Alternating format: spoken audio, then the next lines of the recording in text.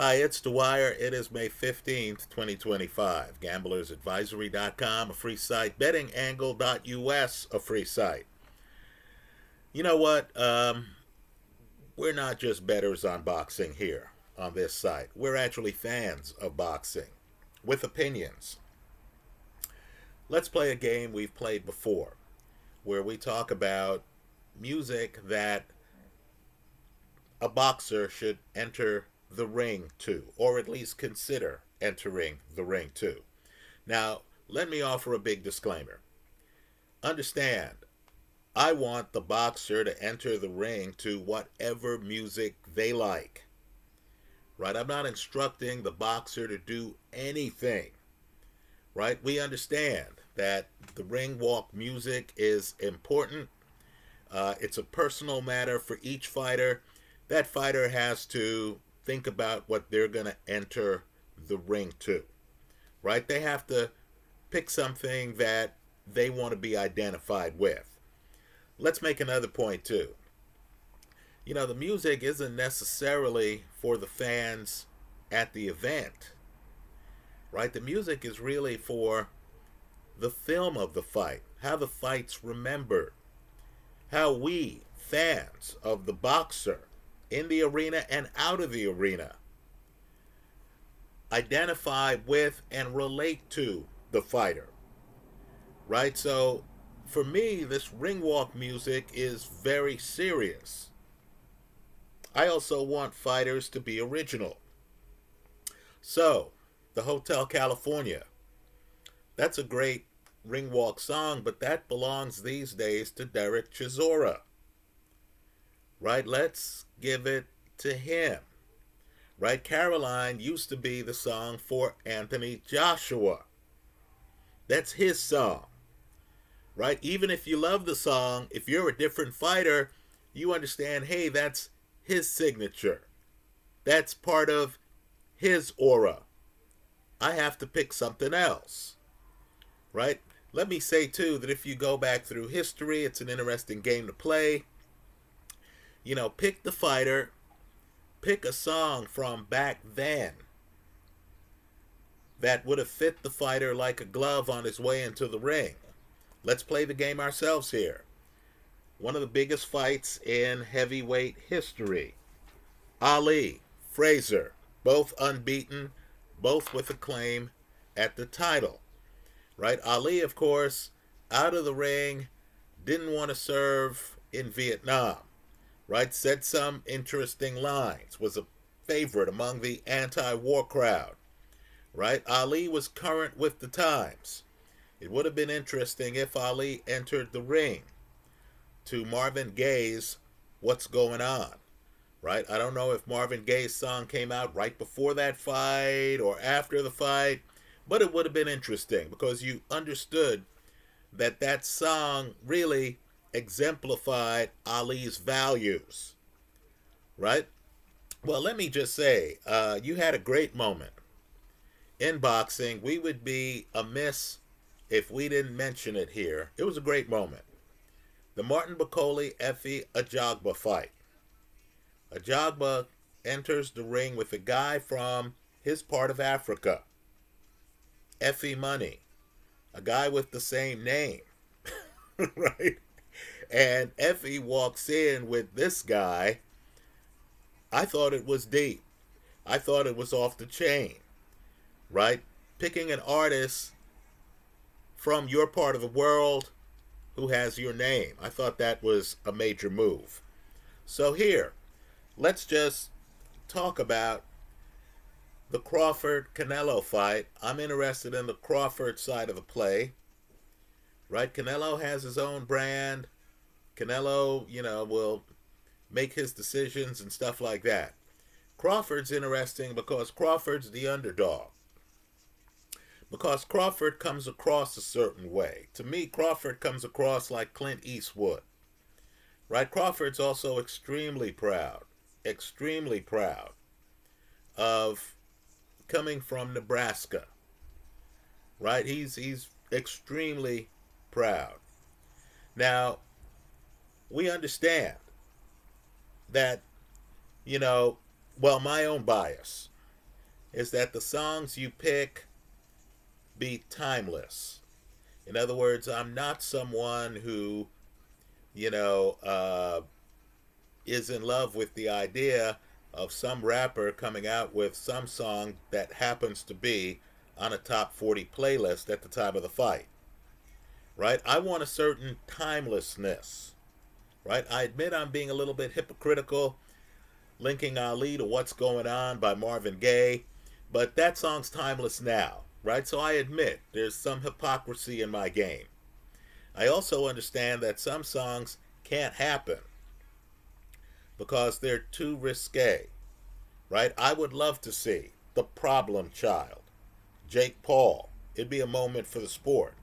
Enter the ring to Same A-Hole by Jelly Roll, right? That would be off the hook, right? I'd be watching that even if the song's over the head of much of the crowd. You know, let's just say it'd be a moment for Problem Child's fans. But I understand the song's risque, right? It's talking about, prison. It's talking about addiction. It's talking about a host of things. It's talking about real life, right? Although, to be blunt, Problem Child, Jake Paul's one of the few who could pull it off because, of course, Jake Paul is part of the promotional outfit, right? He's not in a position where a famed promoter can say, no, we're not going to have it, right? Because Jake Paul is his own boss. Food for thought. But let's talk about Crawford. Understand, he's coming up in weight. Many people, let me raise my hand, think he's crazy to take this fight. You have guys like Shane Mosley basically saying, and keep in mind, Shane fought Canelo, that this is a bridge too far, that the weight gap is just going to be too much for Terence Crawford, right? Let's just figure that one out. So, with that in mind, this to me is one of those rare moments. They don't come along that often, where you have a great fighter being doubted by a huge portion of the public. Now, I'm just going to reveal my bias. I'm more interested in your picks in the comment section of this YouTube video, right? Last time we did this, many of you picked Tyson Fury entering the ring for his first fight against Deontay Wilder. Let's remember, Fury comes back to boxing from Siberia. He enters the ring to the song Crazy. Right? Some of you in the comment section mentioned that. I went back, looked at the film, and I realized, oh, this is off the chain. This is among the best moments for any fighter, right? That's the significance of the ring walk. Years later, people like you and me are talking about it here online. So, in an earlier video, I recommended Tyson Fury, who's been doubted by all of us at times, considering entering the ring to a song I hope Crawford seriously considers entering the ring to. It's If You Don't Know Me By Now by Harold Melvin and the Blue Notes. Right? You got Teddy Pendergrass as the lead singer of Harold Melvin and the Blue Notes at the time. Teddy wasn't that well known. That song is a great song for a great fighter who is doubted, who's on his way to proving all of us wrong. In other words, if Crawford pulls the upset, right, let's just say we would all be talking about that ring walk for years. Right? The thought process was, yeah, well, we should have known. Crawford is, fill in the blank, the best ever, or on the short list of the best ever, right? And you can pick the names on that list, right? Leonard, Mayweather, Robinson. Let's go back in time. Benny Leonard, right? Boxing has a whole list of guys. Joe Louis, right? Pick your favorite. Armstrong. right? Johnson, one of my favorites in history. Well, let me just say that would be my first choice for Crawford. Of course, as I said in the prologue here, Crawford should pick whatever the hell he wants, right? But to me, it would remind everyone how doubted Crawford was before the fight, right? Another suggestion, unsolicited, unwanted, right? I'm just saying, if I were in Crawford's position, another one would be to play games with the low expectations that others have for you while recognizing that you're taking a big risk. So, Cuba Gooding Jr.'s father was the lead singer of a group called The Main Ingredient, which were big in the early 70s. And their song, you may have heard of it, is Everybody Plays the Fool, right? The idea is Crawford needs to know. He's on his way out of the sport. Sooner or later, even the best have to retire, right? This is athletics. Boxing's a young man's game. They're always young lions at the edge of the jungle, right? So, he needs to know. He's admitting, hey, this is a long shot, but I'm taking it because I'm a champion and I need to know, can I beat this man, right? Google it, listen to the lyrics, it's interesting, right? Finally, let me pick another obscure song. This is one of my favorite singers in history, one of my favorite celebrities, right? Older generation, Grace Jones. She had a song, I'm Not Perfect, but I'm Perfect for You. And this would be a great boxing cognoscente song, right? It would be Terence Crawford entering the ring, knowing he's mortal, but having studied film, knowing that he can beat Canelo in Vegas, right? I think that would be an interesting song. Let me hear the suggestions you have for Terence Crawford, right? Ideally, you want the song to be one that fits the moment, that has some relevance to the moment or to the fighter, right? Let me also say, too, that, there was a great moment. Part of the ring walk is actually the walk itself. And let's just say, with Jamaicans, and I was born in Kingston, there's always that thought that you're not an authentic Jamaican, right? In other words, folks from Yard, as we call it, right? They come up and here in the United States, you're hanging out with some guys who are, fresh from the airport, and they'll look at you and they'll have a question. It's like, are you a real Jamaican? Because, of course, even if you were born in Jamaica, you're raised in the United States, right? So there's a word. They'll say, you're a Yankee. Right? What that means is, hey, maybe you have some Jamaican blood in you, but you were raised up here. You weren't raised in Mandeville. You weren't raised in Kingston. You weren't raised in St. Mary. You don't know the life I've lived. You're not authentic, right? This is even as, you're, a disciple of Marcus Garvey, Bob Marley, Peter Tosh, right?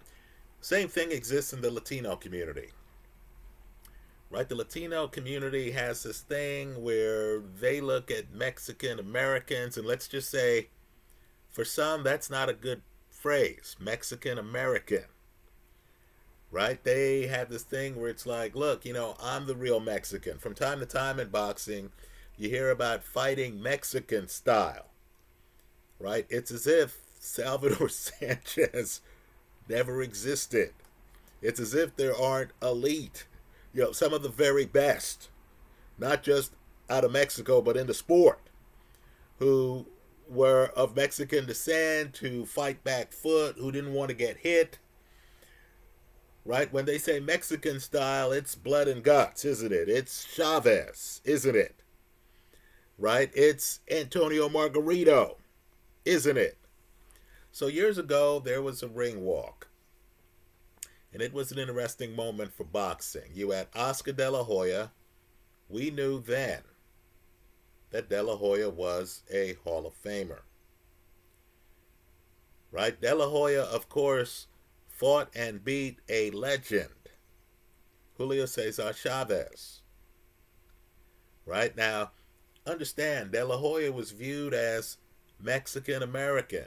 He fought for the United States in the Olympic Games. He won the gold. He called himself, his corner called him, his nickname in boxing was the Golden Boy.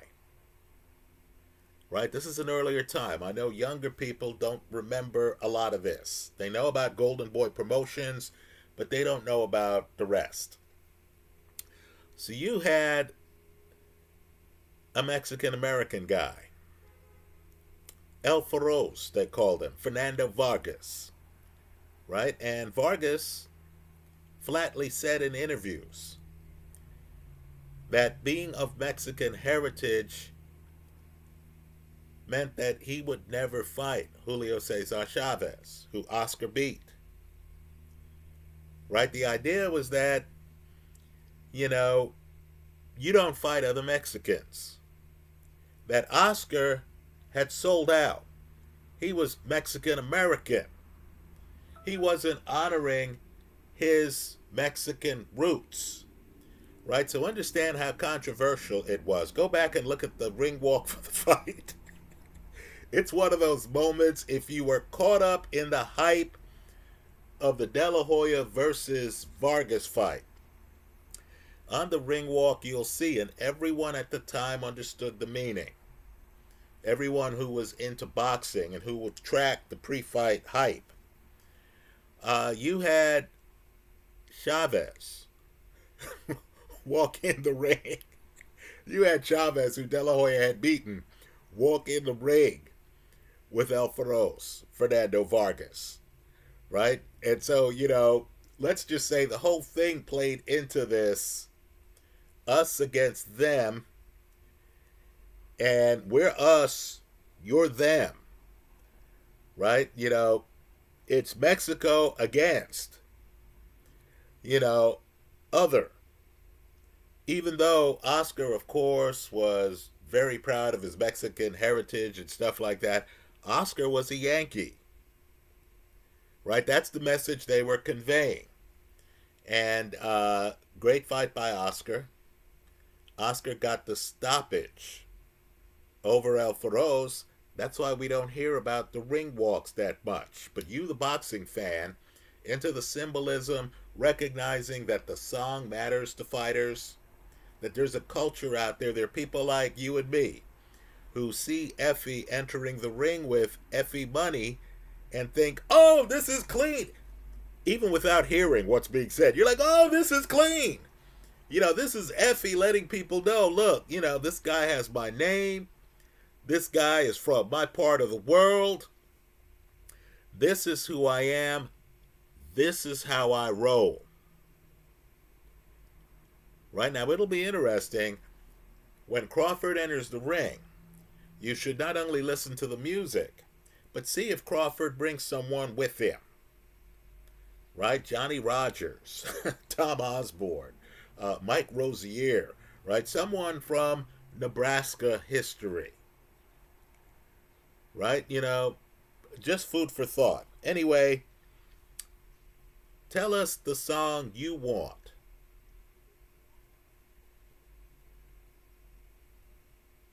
Terence Crawford, whose last knockout was at 147. Folks, you'd be shocked. His last knockout was of Errol Spence. Tell us what he should enter the ring to. In other words, you have a lot of angles here. Right? You have a great fighter being doubted by the public. Right? You know the song I want. If you don't know me by now. Right? You have a lighter guy fighting a heavier guy. What song should the great Ray Robinson have entered the ring to against Joey Maxim? Right? Understand, Maxim's in the Hall of Fame. Understand, Maxim beat some guys who held a heavyweight title. Right? What song should a guy in a lighter weight enter the ring to? You know, as he is planning, as we assume Crawford is planning, to have one more big fight before he leaves the ring. Right? In a farewell fight, what does the lighter guy enter the ring to? And of course, there's the Nebraska angle. Right? Does Crawford come in and think to himself, hey, my core is Nebraska. I've got to make sure all the people at home know that they spiritually are here with me, that they're my motivation. I also have to let the other parts of the world know who I am, where I'm from. How would you play it? Tell us about it in the comment section of this YouTube video. Let me say too, you know, Tyson Fury entering the ring to Crazy was monumental, right? In part because he was fighting one of the premier knockout punchers of our time, right? We've all watched that Wilder fight where he hits a guy so hard that you're worried about whether the guy's gonna open his eyes, will be able to leave the ring on his own volition. Right? That Bermain Stavern knockout, I saw that knockout. I was worried for Stavern. That Dominic Brazil knockout, I was worried for Brazil. Right? Here was Tyson Fury entering the ring against a major knockout puncher, and Fury, of course, had just fought two guys you'd never heard of, was on his way back. There was also the very real reality that Fury himself had had mental health problems. Right? So, of course, the fight was in the United States. Right? Fury shows up. You didn't get the feeling it was, you know, he was the home fighter. Right? You got the feeling he was fighting the lion in the lion's den. Right? So Crazy was perfect for that fight. What's Crawford going to pick? Right? Maybe the rest of the world doesn't care that much. We do. Right? Aren't you going to think about how Crawford entered the ring? You know, after the fight happens. I am. Right? I still remember Prince Nassim Hamed, the effort he put into entering the ring. You remember the showmen in boxing. If you're Terence Crawford, what move do you make? Tell us about it in the comment section of this YouTube video. Thanks for stopping by.